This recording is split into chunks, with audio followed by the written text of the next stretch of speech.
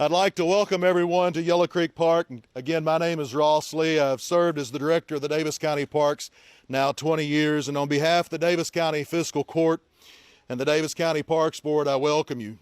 To begin, I'd like to be able to recognize our county elected officials, Daviess County Judge Executive Al Mattingly, West Daviess County Commissioner and Parks Liaison George Wathen, Central County Commissioner Charlie Caslin, East County Commissioner Mike Koger. I'd also like to be able to recognize members of our Daviess County Parks Board, our Chairman Lewis Jean, and Steve Lewis is here with us as well. A couple of other individuals I'd like to be able to introduce is our County Engineer Mark Brasher, and then also our most recent and retired Park Director Debbie Zielinski, who was responsible for being able to secure the bridge to be here in the spring of 1985. I'd also like to recognize two members of our Daviess County Park staff for which I would not be able to do anything throughout our 500-acre system. We have our Assistant Parks Director Candace Sturgeon, as well as Yellow Creek Park Maintenance Supervisor Bruce Williams. Dedicated in May 20th, 1978, Yellow Creek Park has been the cornerstone of the Daviess County Parks and Recreation System. Originally developed to be able to meet the recreational needs of the Daviess County community here in Thruweston, this park, which now contains 152 acres, has continued to grow over the years and serves the public for not only many private events in our 5 screened-in picnic shelters, but also as the host site of Daviess County's largest multi-day bluegrass music festival, Romp. As the park continued to grow over its 43-year history, the acreage, recognized as the park's nature center behind me, also serves as the home of the Jim Lambert Pioneer Village and was also added in September of 1984. With the additional acreage, county officials identified a need to access the property while not disturbing the creeks that are so unique to Yellow Creek Park.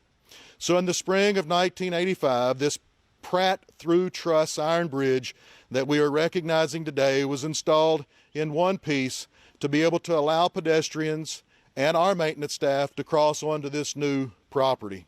Constructed by the Wrought Iron Bridge Company in Kenton, Ohio, this bridge was relocated to the park from the South Fork of Panther Creek on Kentucky Highway 762. It spans 101 feet and providing also an original deck width of 13.5 feet. At this time, I would allow you to be able to reintroduce West Daviess County Commissioner and our Parks Department Liaison, Commissioner George Wathen.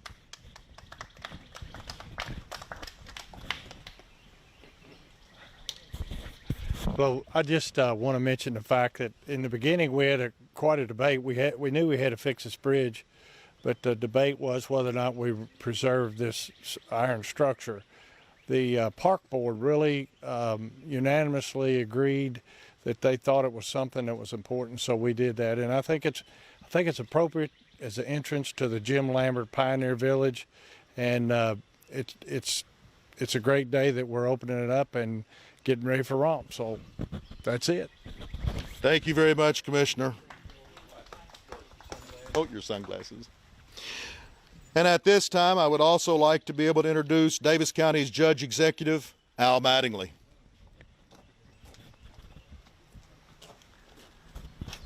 Thanks, Ross. Kind of like Commissioner Wathen said, this is number one, it's a labor of love for Daviess County Fiscal Court. The bridge has a long history. We oftentimes got a lot of comments by people who came here. It's the entranceway to Jim Lambert Pioneer Village, and Commissioner Wathen and I was just talking. We think we probably need to put a sign up there with an arrow pointing the way to Jim's Pioneer Village. I guarantee you that if Jim Lambert were still with us, and I'm sure that he's looking down today smiling, he would have voted 3 times to spend the money, roughly $350,000, to rework the bridge. I want to thank Raggle Construction Company, the engineers that worked on this, and the construction company for the great job they did. And lastly, I'm going to tell you a little story. in 1948, 49. I was 2 or 3 years old. Right up on that ridge, we used to come and visit my grandmother. She and my grandfather lived in a sharecropper's shack. And they farmed this farm for John Q. Stone for years and years. When I was 5 years old, we lived in a little house at the beginning where this thing enters. So when I found out that Daviess County Fiscal Court had purchased the property and was going to do or build a park here, I felt that's pretty cool, because this is where I grew up. This creek is where my dad trapped mink and muskrat to provide Christmas money for our family, and I rode many a day on a team of mules with my granddad as he farmed this property. We should remember our history. You know, today there's so much going on in the world where we're trying to write history out. I don't think that's what Daviess County Fiscal Court wants to do, and I think they proved it by voting to spend $350,000 to restore this wonderful old iron bridge. So thanks everyone for being out here today, and thank you, Ross, for you and Mark Brasher, the county engineer, for overseeing this. Thank you very much, Judge. We appreciate that opportunity. Again, thank you all for being here with us. And at this time, we'll proceed with the opportunity of cutting the ribbon. Hop up in there. No, you go ahead. I'm going to be the helper. All right, on the count of 3. 1, 2, 3. Okay. All right. There you go. Thank you all again for being with us today.